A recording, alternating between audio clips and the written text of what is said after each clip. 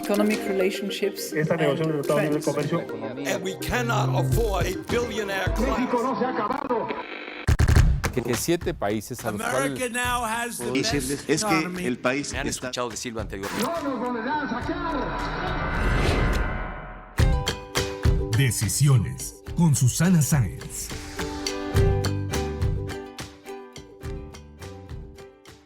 Hola, yo soy Susana Sáenz y en este episodio de Decisiones platiqué con Amaury Vergara, presidente de OmniLife Chivas, quien asumió la presidencia del grupo a muy corta edad tras el fallecimiento de su papá. Nos habló del reto que ha sido estar al frente de la compañía, cómo le dieron la vuelta al negocio tras una crisis financiera, así como el crecimiento acelerado que han tenido este año y los planes de llegar a diferentes rincones del mundo, tanto con OmniLife como con Chivas, y la consolidación que están llevando a cabo. Acompáñenme. Decisiones con Susana Sáenz. Amaury, qué gusto saludarte. Bienvenido a este podcast Decisiones. Muchísimas gracias, Susana. El gusto es mío. Muchas gracias por la invitación. Es un gusto tenerte por acá. Muchos temas de los cuales platicar, pero me gustaría empezar con cómo asumes la presidencia de grupo OmniLife Chivas hace un año después del fallecimiento de tu padre, Jorge Vergara. Cuéntanos cuál ha sido tu balance de este 2020 tan complicado con la crisis de COVID-19, pero también un año en el que OmniLife espera facturar $700 millones. ¿Cómo ha sido toda esta experiencia para ti? Definitivamente ha sido un año complicado, un año con mucha energía, muchos cambios en todo el mundo. Como tú sabes, somos una empresa que está en 20 países, principalmente en Latinoamérica, y bueno, pues nadie ha sido ajeno a todo lo que ha pasado y hemos vivido todo tipo de experiencias para tratar de seguir adelante y seguir operando. Bueno, a pesar de la pandemia, por así decirlo, y que sabemos que muchas empresas están sufriendo, nosotros afortunadamente creo que hemos atacado bien esta problemática, hemos tenido una actitud imparable durante todo este año y sobre todo estoy muy agradecido y muy orgulloso de nuestra gente en OmniLife porque definitivamente han crecido de una manera exponencial, han dado un brinco cuántico este año y eso se ha visto reflejado en un crecimiento para nuestra empresa. Si algo aprendí de mi padre desde que estaba chico es que las crisis siempre son una oportunidad para crecer, pero si te soy honesto, creo que hasta que vives una crisis como la que estamos supuestamente viviendo en diferentes aspectos, uno empieza a comprender verdaderamente lo que significan esa frase. Y ahorita vamos a la parte del negocio, pero también me gustaría que nos platicaras cómo es que te preparaste para ser el CEO de la compañía a tu corta edad. Tienes 32 años y estás al frente de un monstruo, Grupo OmniLife Chivas, y que me imagino que también debe ser una operación muy compleja, dos negocios totalmente distintos. ¿Cómo es que te preparaste para esto y cómo fue la transición con tu padre? Acabo de cumplir 33 ya. Felicidades. Es un buen año, gracias.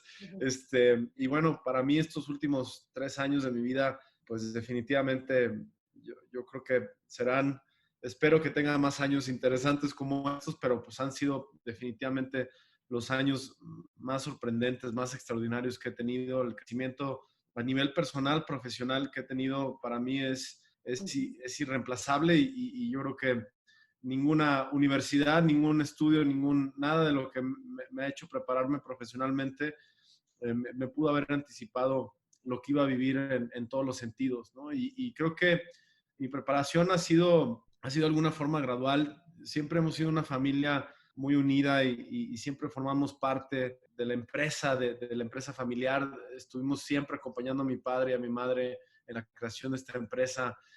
Bueno, yo a mi padre numerosas veces lo acompañé a sus giras, éramos parte de los grandes eventos que se hacían en OmniLife. Te podría hablar de mi educación profesional, pero yo creo que mi educación principal pues fue estar cercano a la construcción.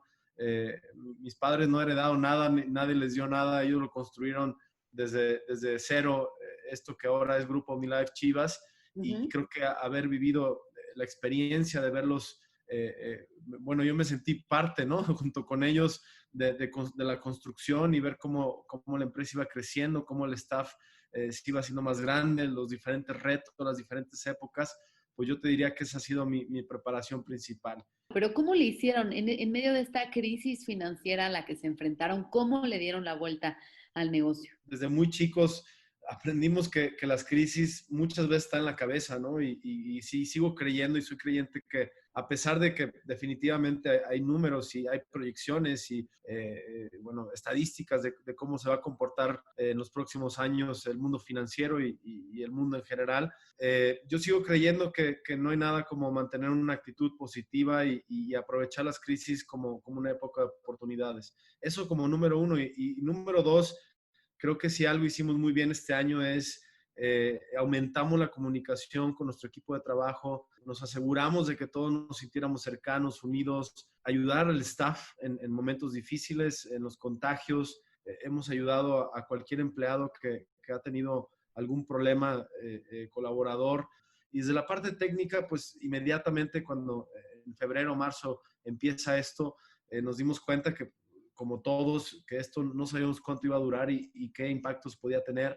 Implementamos medidas inmediatas de ahorro, de control de gastos. Yo te diría que este año hemos prácticamente reducido una tercera parte de los gastos de la empresa sin, obviamente, perjudicar las partes importantes de la operación, la logística, incluso hasta invirtiendo en algunos aspectos de distribución logística por el crecimiento de las ventas que hemos tenido este año. Nos pusimos muy creativos, implementamos invertimos en herramientas digitales, lanzamos campañas digitales para que nuestra gente pudiera dar este brinco cuántico al mundo digital y afortunadamente lo logramos. Y bueno, creo que como dices, aprovechar el momento de crisis para crecer, verlo como una oportunidad es lo que han hecho muchos empresarios durante esta pandemia y creo que ha sido también una gran oportunidad para gente que está buscando un segundo ingreso o trabajar desde casa y esto pues también se ha visto reflejado en lo que nos comentabas, ¿no? Este crecimiento de 30% en ventas y además leía que siguen con sus planes de expansión a pesar de la crisis global, ¿no? Correcto, correcto. Y bueno, OmniLife es curioso porque OmniLife nace en plena crisis en el 91. Yo recuerdo muy bien a mis padres contándome aquellas épocas y cómo empezaron. Y justamente los que acompañaron a mis padres en esta aventura de arrancar el grupo OmniLife Chivas, por supuesto, eran personas que no tenían nada, que estaban quebrados. Mis padres se dedicaban a vender carnitas. A eso nos dedicamos, ¿no? A ofrecer oportunidad a la gente en los momentos más difíciles o a la gente que está buscando una oportunidad y bueno, mucha gente nueva está llegando. Obviamente los números de ventas son importantes, pero yo te diría que para nosotros, por ejemplo, es más importante la cantidad de gente que estamos inscribiendo a nivel global en OmniLife.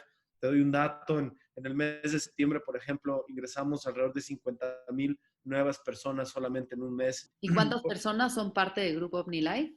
En un universo total de gente que consume el producto, que sabemos que consume el producto y que hace el negocio y familias enteras, digamos, un cálculo, estamos hablando de alrededor de 5, 6 millones de personas. Tenemos una fuerza de venta de empresarios de alrededor de 500,000 de personas en los 20 países. Con todo este crecimiento, la expansión, estas estimaciones de facturar $700 millones este año, el aumento de las ventas, ¿esperarían en algún momento llevar a la empresa a los mercados financieros? ¿Buscarían hacerla pública? Mira, y ese era un sueño de mi padre y era un sueño muy latente y que se ha hablado mucho hacia el interior de la empresa.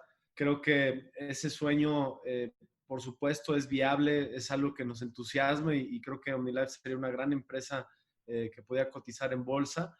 Sin embargo, creo que después de esta etapa difícil que te platiqué que vivimos como familia de OmniLife Chivas y los muchos retos que tuvimos que enfrentar financieramente, creo que estamos en una etapa en donde hemos entendido que debemos de consolidarnos, estamos creciendo de una manera exponencial y eso nos ha implicado retos muy grandes en aprender a hacer cosas que nosotros, digamos, no sabíamos hacer. Por ejemplo, te menciono de tener un 2% de la repartición de la venta en el canal digital. Ahorita estamos ya celebrando aproximadamente 14% de nuestras ventas ya son digitales, solamente creció en este año, o sea, estamos hablando de casi 10 puntos porcentuales de crecimiento en esta repartición de nuestros canales de venta y eso nos ha implicado una curva de aprendizaje de logística, de distribución en todos los países. Si bien en México en Estados Unidos, en otros países como Colombia y quizá diría Brasil, son países que están muy bien consolidados en el tema de paquetería.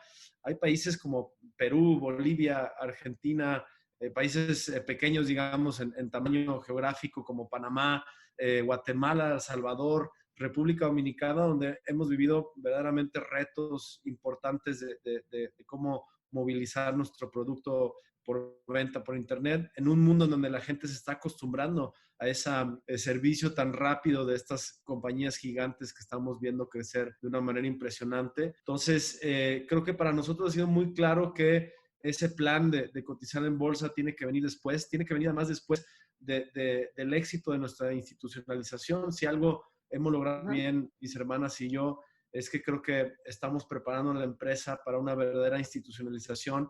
Hemos reconfigurado la estructura organizacional, hemos establecido nuestros comités por primera vez en la historia de la empresa.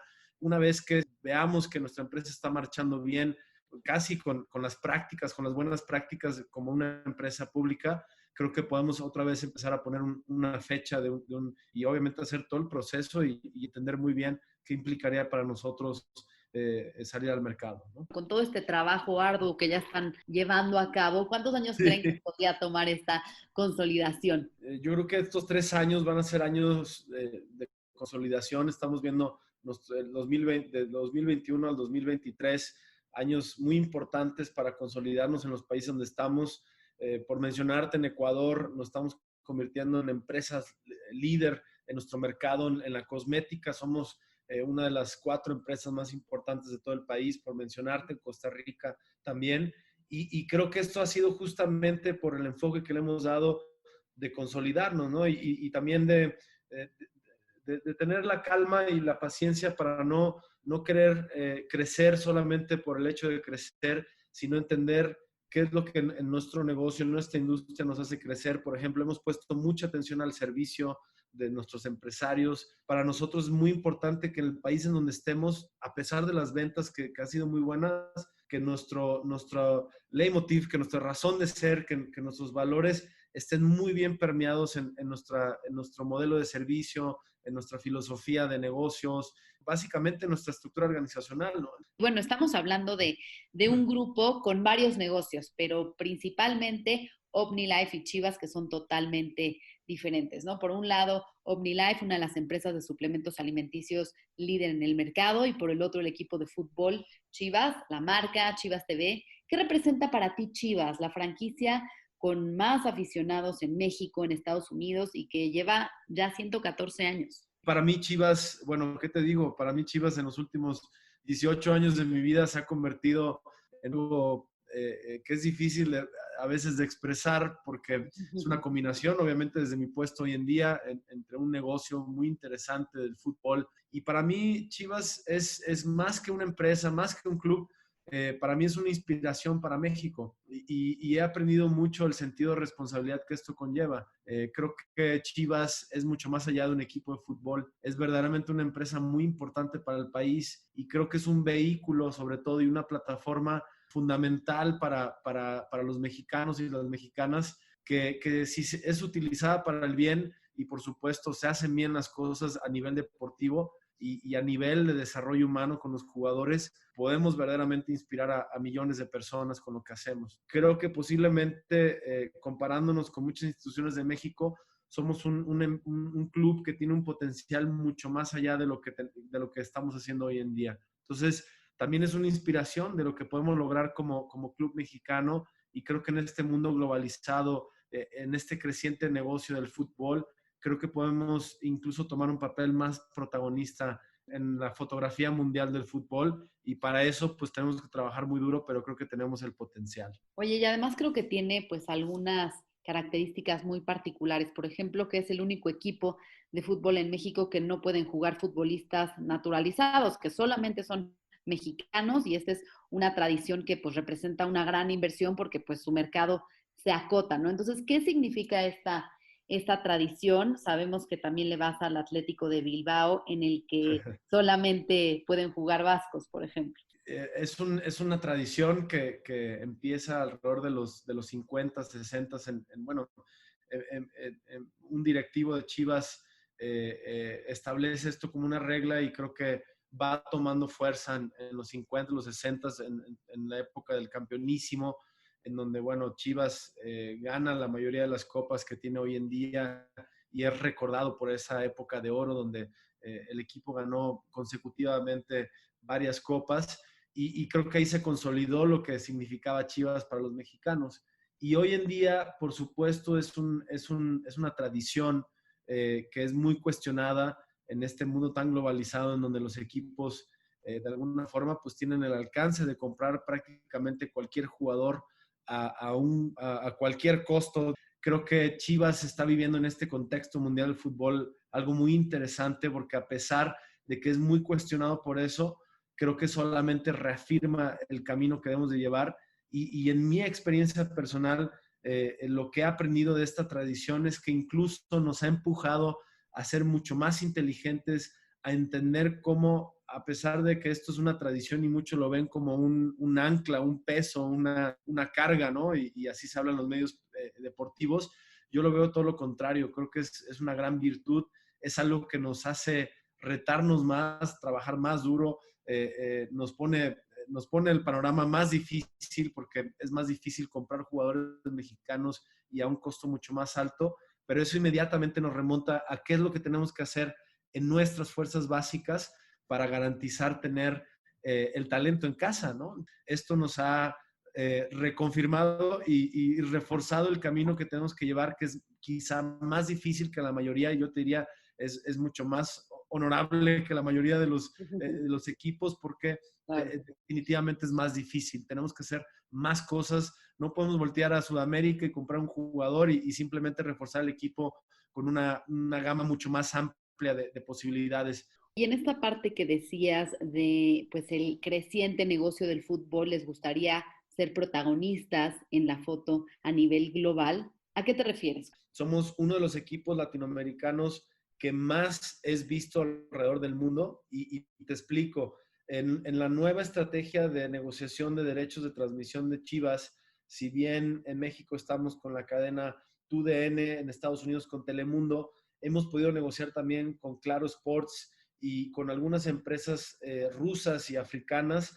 Chivas hoy en día se está transmitiendo en más de 50 países en todo el mundo. Estamos hablando de prácticamente todo el continente americano, España, Rusia y algunos países africanos. Si bien no son contratos, por ejemplo, los africanos y rusos son contratos que te puedes decir, oye, son contratos millonarios, pero estamos construyendo un producto en un país en donde quizá ningún otro equipo latinoamericano había puesto el ojo. Y creo que es simplemente a la vez muy complejo, pero el poder romper esos paradigmas de ¿por qué no? ¿Por qué no levantamos el teléfono? ¿Por qué no generamos reuniones con compañías de media al otro lado del mundo y explorar la posibilidad? Y es tan sencillo como eso y a la vez tan complejo porque a veces creo que nos limitamos en la visión global que podemos tener en nuestros negocios en México. Cuando empiezas a entender la dimensión de lo que podemos alcanzar y entender el tamaño y lo que significa Chivas en Estados Unidos,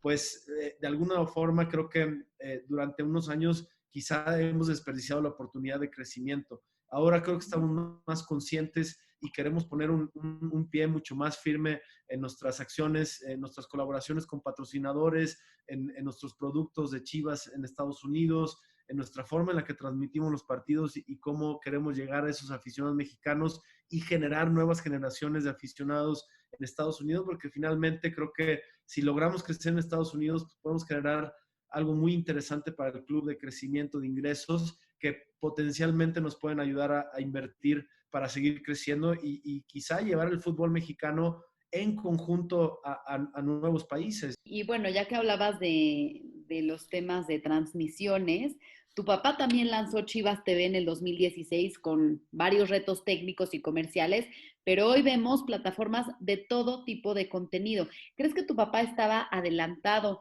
en ese momento? ¿Fue un visionario? ¿Y qué aprendizajes les dejó?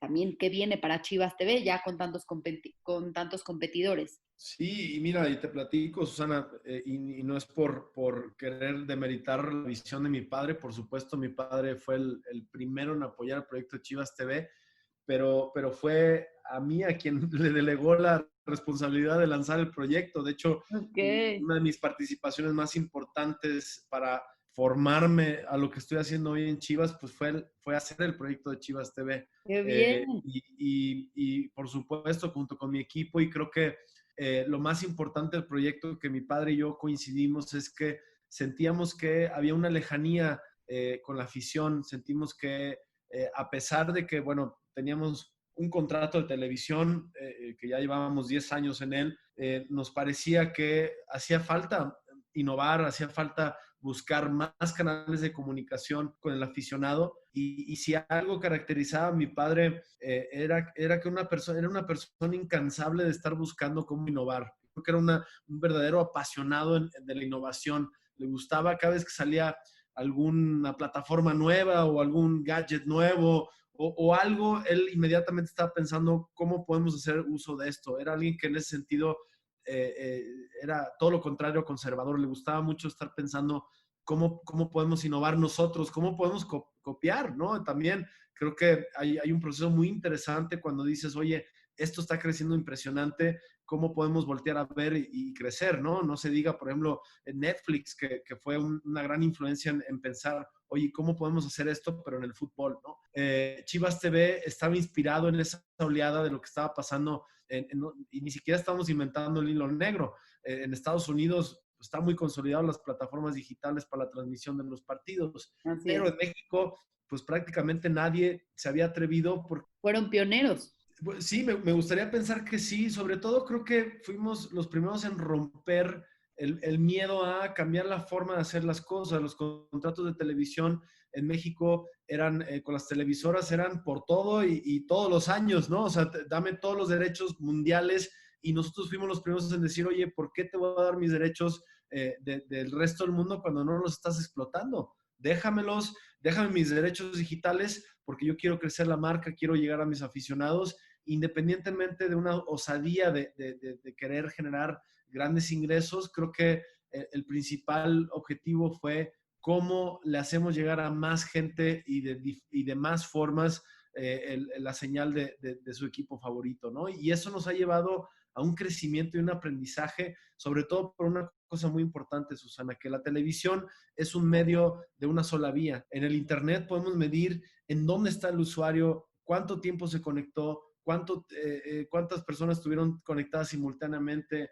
Estamos nosotros recibiendo doble vía de información, no solamente lo que emitimos, sino también lo que estamos recibiendo. Amaury, y hablando ahora del negocio de los estadios, ¿cómo va a ser la nueva normalidad para estos lugares, los complejos deportivos, los equipos sin público o menos público? Ya fue el partido Chivas América en el que les permitían el 15% del aforo. Cuéntanos cómo les fue, cuál fue la experiencia y pues qué viene para este negocio que por lo menos de aquí a que salga la vacuna, pues va a estar restringido. Mira, tocas un punto bien interesante porque creo que de alguna forma, sea fútbol o no sea fútbol, todos nos estamos preguntando muchas cosas de qué va a suceder y cuándo volveremos a la nueva normalidad o a una nueva normalidad, ¿no? Tuvimos la fortuna de que nuestro gobierno, nuestro estado, querían desarrollar este proyecto piloto para entender cómo podríamos visualizar un posible regreso de la gente, no solamente al fútbol, sino también a los demás deportes y a los espectáculos. Creo que Chivas valientemente aceptamos el reto de ser los primeros de romper digamos, quizá este miedo, ¿no?, que se puede tener, porque lo primero que pensamos nosotros, estadio masivo, miles de gente, pero a veces se nos olvida que hay otros espacios públicos en donde se congrega la gente de una manera impresionante y no tienes el control que podemos tener en un estadio. La prueba piloto fue un éxito y eso creo que solo demuestra que si hacemos las cosas bien, yo creo que a veces nos subestimamos como mexicanos y creemos que no somos capaces de muchas cosas, y yo todo lo contrario, yo creo que somos capaces de muchísimo. Nos gusta compararnos muchísimo con otros países y siempre decimos que estamos muy atrasados. Yo todo lo contrario, yo creo que somos un país mucho más adelantado de lo que a veces nos damos crédito. Por supuesto, tenemos muchos defectos y muchas cosas que tenemos que trabajar para mejorar, pero creo que somos mejores de lo que a veces nos damos crédito. Oye, y seguramente debes tener un sinfín de anécdotas en los estadios, desde chiquito, con tu papá, siguiendo a las Chivas, y que a lo largo de los años, pues has visto cómo ha cambiado también, pues muchas tradiciones, estructuras, etcétera. Sí, pues mira, ahorita que dices cambio de estructuras, lo que creo, te puedo compartir algo que me emociona muchísimo y que creo que no es coincidencia. A mí me toca llegar a un Chivas en donde ya el proyecto femenil empieza a convertirse en algo muy importante, no solamente hacia el interior, sino hacia al exterior del país, así, digamos, hacia el exterior del club, ¿no? En reflejo a lo que puede significar para Chivas en el país este equipo femenil. Y francamente creo que te comparto que el equipo femenil nos está transformando como institución. En este mundo que está lleno de hombres, yo te diría que incluso hay, desafortunadamente, hay clubes y donde el equipo femenil no es tan importante como lo es para nosotros. Y yo creo que es bien importante desde Chivas la misión que tenemos de que este proyecto esté bien consolidado, que podamos ofrecerle a las jugadoras una plataforma verdadera de convertirse en profesionales de fútbol y que eventualmente podamos exportar estas jugadoras, estas mujeres exitosas a otros países para que también a su vez, porque a veces desafortunadamente necesitamos exportar talento para darnos cuenta de lo que somos capaces en otros países, ¿no? Además de ver cómo han impulsado mucho la liga femenil, también veo que el 70% de los vendedores en OmniLife son mujeres. Entonces, ¿por qué este impulso a las mujeres que me encanta en el grupo? Creo que haber crecido nosotros escuchando estas historias de éxito de estas mujeres que venían de sectores muy populares y de unas carencias tremendas. Sabemos que en este país muchas mujeres, por ejemplo, crecen o crecieron escuchando de sus padres o de su educación, tú eres mujer y nunca vas a poder lograr lo que te propones, ¿no? O no estás hecha para trabajar o tienes que quedarte en casa, tú solamente eres una ama de casa y tenemos una cantidad de mujeres así, o yo te diría la gran mayoría, mujeres que son amas de casa, que están buscando una oportunidad de desarrollarse económicamente y que terminan desarrollándose en todos los sentidos, ¿no? Entonces, haber crecido con estas historias de éxito, pues yo creo que está de alguna forma implícito en nuestra educación, entender del potencial que tiene la mujer y que el hecho de que en OmniLife lo hemos tenido durante 30 años, pero que ahora lo podamos tener en Chivas, pues es de alguna forma, se siente natural y creo que mucho de lo que hemos hecho en OmniLife nos está sirviendo muchísimo para hacerlo en Chivas. Yo siento como presidente de esta compañía que tengo una responsabilidad muy importante en este tema y que tengo mucho que aprender, por supuesto, y que apenas estamos empezando, pero creo que tenemos una responsabilidad y una misión muy importante para inspirar a muchos otros más clubes y otras empresas como nosotros a que entiendan que si le das oportunidad a las mujeres, creo que podemos cambiar radicalmente en muy poco tiempo. Obviamente hay mucho que sanar y falta mucho por sanar, pero creo que podemos transformar a México más rápido de lo que a veces creemos. Ahora, Amaury, en este tiempo que llevas como presidente del grupo, ¿qué diferencias encuentras entre el liderazgo de tu papá y el tuyo? Ay, qué buena pregunta. Mira, por supuesto, a mi padre no solamente lo veo como un padre, lo veo como una figura que me inspira y que respeto y que admiro profundamente, ¿no? Como empresario, como hombre visionario, como persona que verdaderamente es apasionada por ayudar a la gente. Y creo que lo padre de cuando creces con un padre así es que cuando vas creciendo y vas encontrando tu propio liderazgo, pues obviamente vas encontrando cómo hay cosas que definitivamente aprendiste y que tu educación de estar con personas como mi padre durante toda la vida permearon de una manera muy fuerte en tu visión de liderazgo. Y creo que una gran diferencia es que mi padre era un hombre que le gustaba mucho la adrenalina de buscar hacer algo sin no necesariamente tener lo necesario para hacerlo. Te voy a poner un ejemplo. Cuando mi padre se lanza para hacer el estadio de Chivas, pues no había los recursos, digamos, para hacerlo en su totalidad, pero él estaba convencido de que los iba a conseguir y inició la construcción del estadio sin tener asegurado todos los recursos. Yo creo que en esta nueva administración y junto con mis hermanas, algo que hemos aprendido muy bien es sí tener ese ímpetu atrevido de lanzarnos a conseguir algo, pero también tener un equilibrio y tener una mesura y pensarnos muy bien en las cosas antes de hacerlo, ¿no? Y quizá yo te diría, yo soy una persona más creyente en las estructuras horizontales, ¿no? Que no dependa de una sola persona, sino que dependa del conjunto de las personas. Me gusta mucho documentar en los procesos que llevamos, imaginándome que en algún futuro nos puede servir muy bien esa documentación. Y mi padre era un hombre que no se detenía a documentar nada, simplemente iba buscando un objetivo tras otro objetivo y eso le da una energía impresionante de crecimiento. Entonces, creo que ahí existe la gran diferencia, que creo que lo atribuyo más a un cambio de generación, más que a un cambio de persona. Yo siento que la figura de mi padre jamás me ha sido un peso ni jamás era un peso en mí, sino todo lo contrario. Yo creo que a partir del techo de mi padre nosotros llegamos a seguir construyendo y cuando tú entiendes la figura de alguien tan fuerte como mi padre de esa forma, creo que lo único que te da es un sentido de admiración y las ganas de continuar ese legado con el mayor orgullo y con las ganas de, pues no de superar, sino simplemente de seguir construyendo a partir de donde ellos dejaron. No, claro, a ver, dejó la vara muy alta y hay que superarla, ¿no?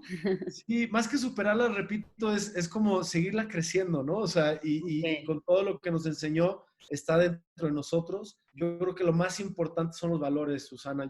Eso sí lo puedo decir. Cuando tú creces teniendo un líder con valores, yo creo que tienes asegurado la parte más importante del liderazgo, porque para mí el liderazgo no es tener seguidores. El liderazgo es inspirar a la gente, ¿no? Y la palabra líder se queda corto en ese sentido. ¿Y cuál fue el mayor aprendizaje que te heredó tu papá? Mira, definitivamente, pues esta parte, ¿no? Mucho de lo que te he dicho, esta actitud imparable, esta actitud positiva ante la crisis es un aprendizaje valiosísimo de mi padre.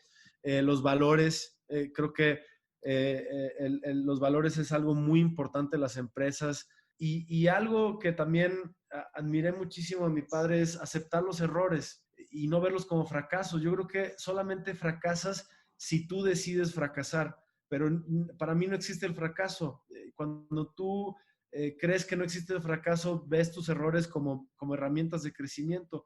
¿Alguna anécdota que nos quieras compartir con tu papá que haya marcado tu vida? Ay, joles, pues muchísimas. Pues mira, mi padre era alguien que le gustaban mucho los aviones, ¿no?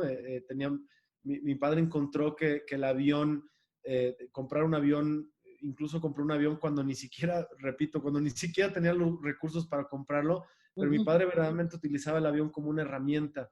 Y algo muy bonito de él es que él utilizaba el avión para viajar a todos los eventos que hacemos, te digo, alrededor de estos 20 países.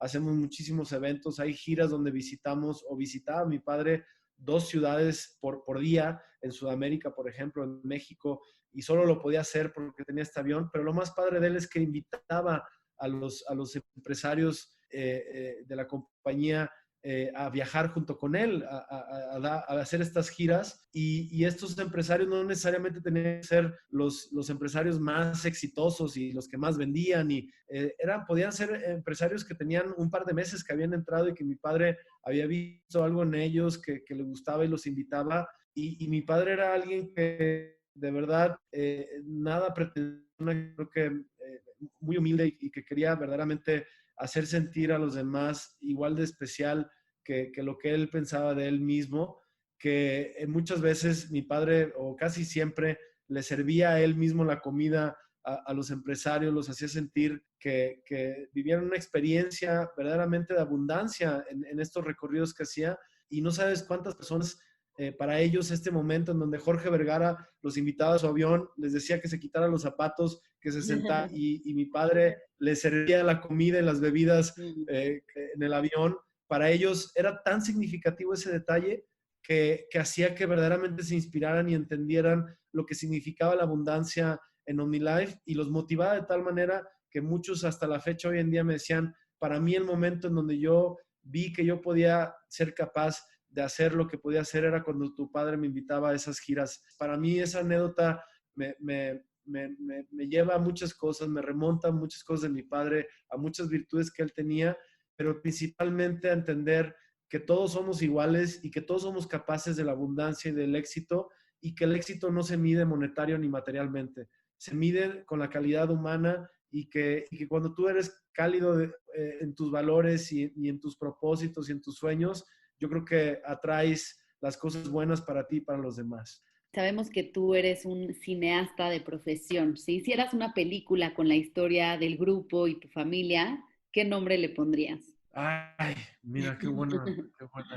Hoy me estás haciendo pensar mucho, Susana, pensar con el corazón también. Mira, hay algo muy padre que decía mi padre, que definitivamente en algún momento podría ser el título de un libro o de una película.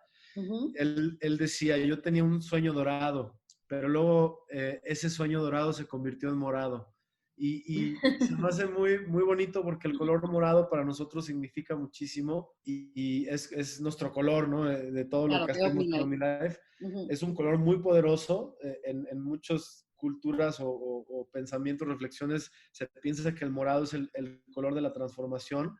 Y yo lo llamaría así, el sueño dorado que se convirtió en morado, ¿no? Yo creo que no hay mejor forma de describir lo que en algún principio quizá fue la búsqueda del éxito material, se terminó convirtiendo en algo muy distinto, ¿no? En una empresa de valores, de querer hacer algo diferente y sobre todo de brindar la oportunidad a la gente de transformarse, y eso fue lo que transformó a los fundadores de esta compañía.